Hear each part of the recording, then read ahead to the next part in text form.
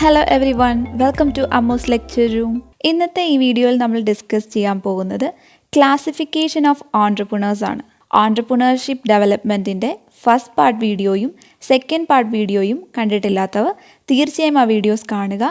വീഡിയോസിൻ്റെ ലിങ്ക് ഡിസ്ക്രിപ്ഷനിൽ കൊടുത്തേക്കാം. അതുപോലെ തന്നെ നമ്മൾ ഡിസ്കസ് ചെയ്യുന്ന ടോപ്പിക്സിൻ്റെ നോട്ട്സ് ലഭിക്കുന്നതിനുള്ള ലിങ്കും ഡിസ്ക്രിപ്ഷനിൽ കൊടുത്തേക്കാം. ഇനി നമുക്ക് എങ്ങനെയൊക്കെയാണ് ഓൺട്രപ്രണേഴ്സിനെ ക്ലാസിഫൈ ചെയ്തിരിക്കുന്നത് എന്ന് നോക്കാം. പല ഫീച്ചേഴ്സിൻ്റെ ബേസിസിൽ ഓൺട്രപ്രണേഴ്സിനെ ക്ലാസിഫൈ ചെയ്തിട്ടുണ്ട്. ആദ്യം നമുക്ക് ക്ലാരൻസ് ഡാൻഹോഫ് ഓൺട്രപ്രണേഴ്സിനെ ക്ലാസിഫൈ ചെയ്തിരിക്കുന്നത് നോക്കാം. അദ്ദേഹം ഓൺട്രപ്രണേഴ്സിനെ 4 ക്ലാസിഫൈ ചെയ്തിരിക്കുന്നത്: innovative entrepreneurs, imitating entrepreneurs, Fabian entrepreneurs, drone entrepreneurs. Innovative entrepreneurs പുതിയ ഐഡിയാസും പുതിയ പ്രോഡക്ട്സും പുതിയ പ്രൊഡക്ഷൻ മെത്തേഡ്സും ഒക്കെ ഇൻവെൻറ്റ് ചെയ്യുന്നവരാണ് ഇന്നോവേറ്റീവ് ഓൺട്രപ്രണേഴ്സ്. പുതിയ കണ്ടുപിടുത്തങ്ങൾ നടത്താനും റിസ്ക് എടുക്കാനും അവർ തയ്യാറാണ്. രത്തൻ ടാറ്റ ഒരു ഇന്നോവേറ്റീവ് ഓൺട്രപ്രണറാണ്. അദ്ദേഹത്തിൻ്റെ ഇന്നോവേറ്റീവ് ആയിട്ടുള്ള ഒരു ഇൻവെൻഷൻ ആയിരുന്നു Tata nano. Imitating entrepreneurs innovative entrepreneurs invent ചെയ്യുന്ന ടെക്നോളജിയും പ്രോസസ്സും മെത്തേഡ്സും ഒക്കെ കോപ്പി ചെയ്യുന്നവരാണ് ഇമിറ്റേറ്റിംഗ് ഓൺട്രപ്രണേഴ്സ്. അവർ ഇന്നോവേറ്റീവ് ഓൺട്രപ്രണേഴ്സിനെ ഇമിറ്റേറ്റ് ചെയ്യുന്നു.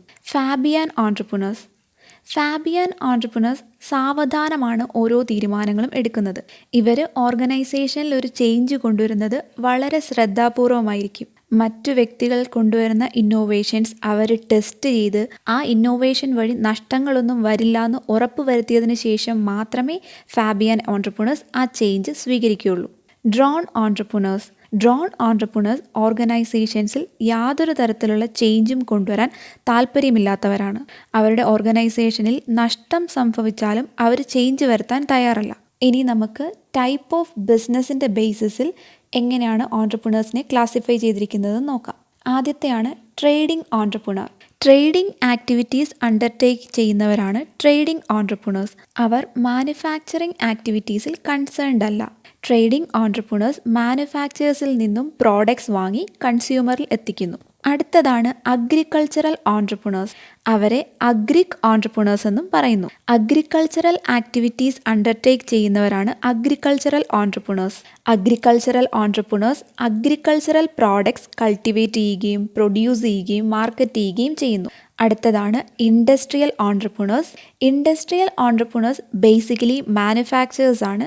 അവർ കസ്റ്റമേഴ്സിൻ്റെ നീഡ്സ് മനസ്സിലാക്കി കസ്റ്റമേഴ്സിൻ്റെ നീഡിനെ സാറ്റിസ്ഫൈ ചെയ്യുന്ന രീതിയിലുള്ള പ്രോഡക്ട്സ് മാനുഫാക്ചർ ചെയ്യുന്നു. അടുത്തതാണ് സർവീസ് ഓൺട്രപ്രണേഴ്സ്. പലതരത്തിലുള്ള സർവീസ് ആക്ടിവിറ്റീസ് തുടങ്ങുന്നവരാണ് സർവീസ് ഓൺട്രപ്രണേഴ്സ്. അവരുടെ ലക്ഷ്യം ഫീസ് അല്ലെങ്കിൽ റെമ്യൂണറേഷൻ എന്ന രീതിയിൽ ഇൻകം ഉണ്ടാക്കുക എന്നതാണ്. അടുത്തതാണ് retail entrepreneurs. Retail business promote ചെയ്യുകയും ഓപ്പറേറ്റ് ചെയ്യുകയും ചെയ്യുന്നവരാണ് റീറ്റെയിൽ ഓൺട്രപ്രണേഴ്സ്. ഇനി നമുക്ക് അടുത്ത ക്ലാസിഫിക്കേഷൻ നോക്കാം. യൂസ് ചെയ്യുന്ന ടെക്നോളജിയുടെ ബേസിസിൽ എങ്ങനെയാണ് ഓൺട്രപ്രണേഴ്സിനെ ക്ലാസിഫൈ ചെയ്തിരിക്കുന്നത് നോക്കാം. ആദ്യത്തേതാണ് ടെക്നിക്കൽ ഓൺട്രപ്രണേഴ്സ്. ബിസിനസ് നടത്തിക്കൊണ്ടു പോകുന്നതിനായി സയൻസും ടെക്നോളജിയും യൂസ് ചെയ്യുന്നവരാണ് ടെക്നിക്കൽ ഓൺട്രപ്രണേഴ്സ്. അവരവരുടെ ബിസിനസ് നടത്തിക്കൊണ്ടു പോകുന്നതിനായി പുതിയ ഇന്നോവേഷൻസും ടെക്നോളജീസും യൂസ് ചെയ്യുന്നു. അടുത്തതാണ് നോൺ ടെക്നിക്കൽ ഓൺട്രപ്രണേഴ്സ്. പ്രൊഡക്ഷൻ്റെ ടെക്നിക്കൽ ആസ്പെക്ട്സിനെ പറ്റി യാതൊരു ഉത്കണ്ഠയും ഇല്ലാത്തവരാണ് നോൺ ടെക്നിക്കൽ ഓൺട്രപ്രണേഴ്സ്. അടുത്തതാണ് പ്രൊഫഷണൽ ഓൺട്രപ്രണേഴ്സ് പുതിയതായി ബിസിനസ് എസ്റ്റാബ്ലിഷ് ചെയ്യാൻ താല്പര്യമുള്ളവരാണ്.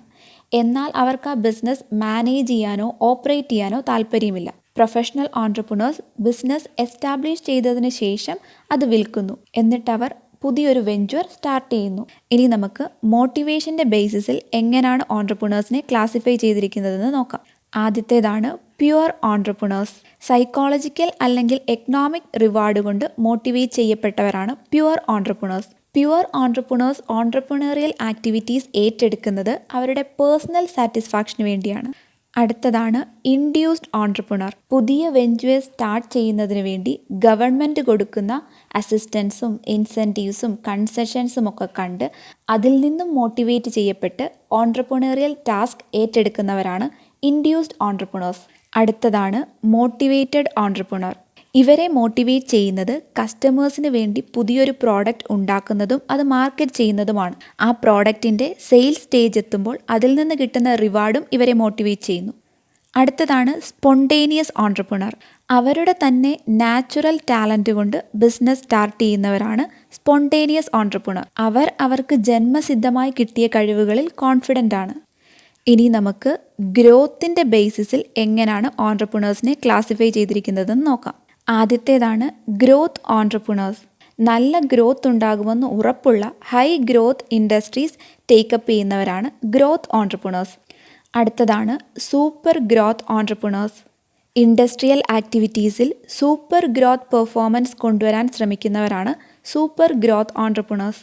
ഇനി നമുക്ക് സ്റ്റേജസ് ഓഫ് ഡെവലപ്മെൻറ്റിൻ്റെ ബേസിസിൽ എങ്ങനെയാണ് ഓൺട്രപ്രണേഴ്സിനെ ക്ലാസിഫൈ ചെയ്തിരിക്കുന്നതെന്ന് നോക്കാം. ആദ്യത്തേതാണ് ഫസ്റ്റ് ജനറേഷൻ ഓൺട്രപ്രണർ.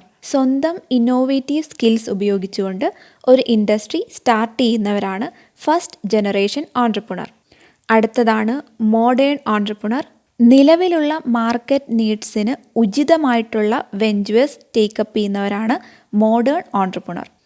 അടുത്തതാണ് ക്ലാസിക്കൽ ഓൺട്രപ്രണർ. ക്ലാസിക്കൽ ഓൺട്രപ്രണേഴ്സ് കൺസ്യൂമേഴ്സിനെ പറ്റിയും മാർക്കറ്റിംഗ് നീഡ്സിനെ പറ്റിയും കൺസേൺഡ് ആണ്. ഇവരുടെ ലക്ഷ്യം കസ്റ്റമേഴ്സിനെ സാറ്റിസ്ഫൈ ചെയ്ത് മാക്സിമം പ്രോഫിറ്റ് ഉണ്ടാക്കുക എന്നതാണ്. അടുത്തതായി സ്കെയിൽ ഓഫ് ഓപ്പറേഷൻ്റെ ബേസിസിൽ ഓൺട്രപ്രണേഴ്സിനെ എങ്ങനെ ക്ലാസിഫൈ ചെയ്തിരിക്കുന്നു എന്ന് നോക്കാം. ആദ്യത്തേതാണ് സ്മോൾ സ്കെയിൽ ഓൺട്രപ്രണേഴ്സ്. ചെറിയ സ്കെയിലിൽ ബിസിനസ് ചെയ്യുന്നവരാണ് സ്മോൾ സ്കെയിൽ ഓൺട്രപ്രണേഴ്സ്. അവരുടെ ലക്ഷ്യം ചെറിയ എമൗണ്ട് ഓഫ് പ്രോഫിറ്റാണ്. അടുത്തതാണ് മീഡിയം സ്കെയിൽ ഓൺട്രപ്രണേഴ്സ്. അവർ ബിസിനസ് ഓപ്പറേഷൻസ് ക്യാരി ചെയ്യുന്നത് മീഡിയം സ്കെയിലാണ്. അടുത്തതാണ് large scale entrepreneurs. Large scale entrepreneurs business carry ചെയ്യുന്നത് ലാർജ് സ്കെയിൽ ബേസിസിലാണ്. ഇവർ ലക്ഷ്യം വെക്കുന്നത് ഹൈ പ്രോഫിറ്റാണ്. ഇതിൻ്റെ കണ്ടിന്യൂവേഷൻ നമുക്ക് അടുത്ത വീഡിയോയിൽ കാണാം. ഈ വീഡിയോയിൽ നിങ്ങൾക്ക് ഹെൽപ്ഫുൾ ആയി ഞാൻ വിശ്വസിക്കുന്നു. വീഡിയോ ഇഷ്ടപ്പെട്ടെങ്കിൽ ലൈക്ക് ചെയ്യുക, ഷെയർ ചെയ്യുക. താങ്ക്